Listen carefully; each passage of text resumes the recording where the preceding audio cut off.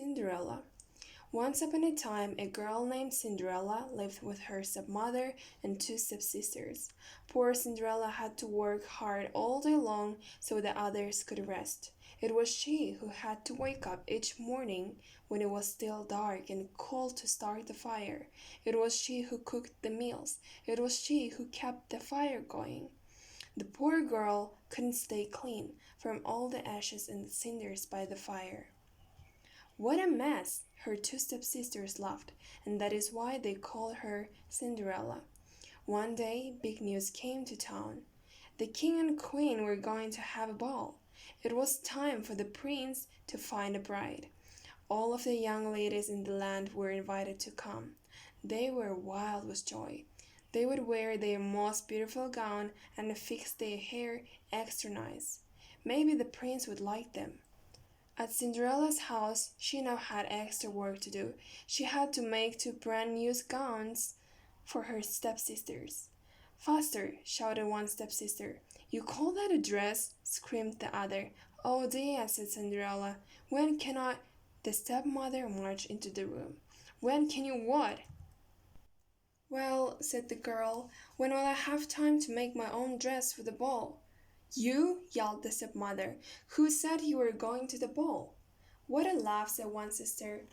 Such a mess, they pointed at Cinderella. All of them laughed.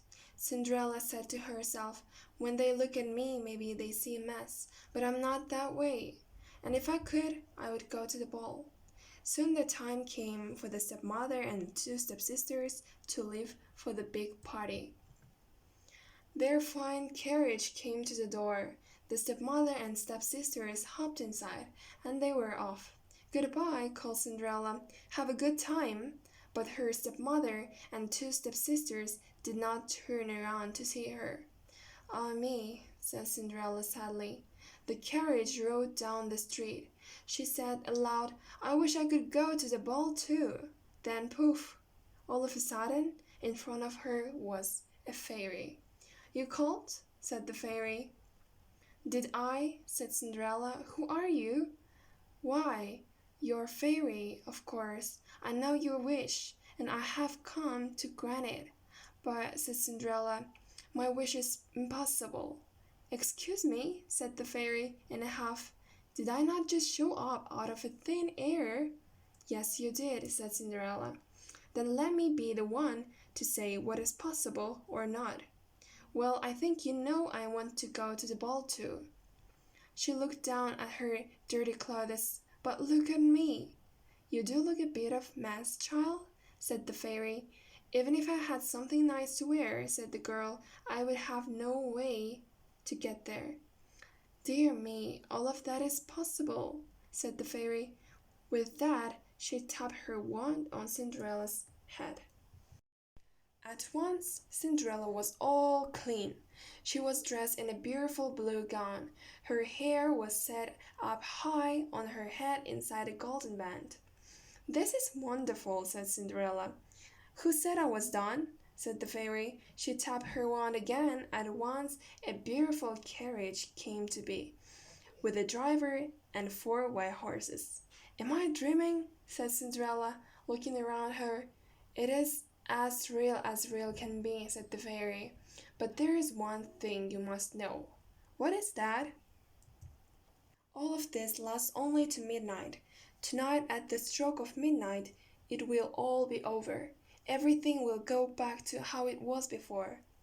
Then I must be sure to leave the ball before midnight, said Cinderella. Good idea, said the fairy. She stepped back. My work is done. And with that, the fairy was gone. Cinderella looked around her. Did that even happen? But there she stood in a fine gown and with a golden band in her hair.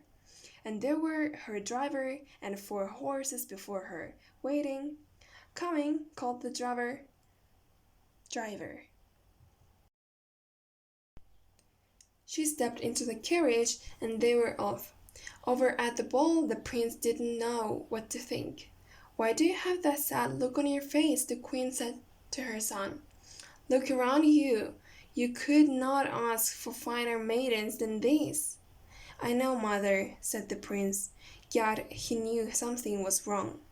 He had met many of the young ladies. Yet after he said hello one by one, he could find nothing more to say. Look, someone pointed to the front door. Who is that? All heads turned. Who was the lovely maiden stepping down the stairs?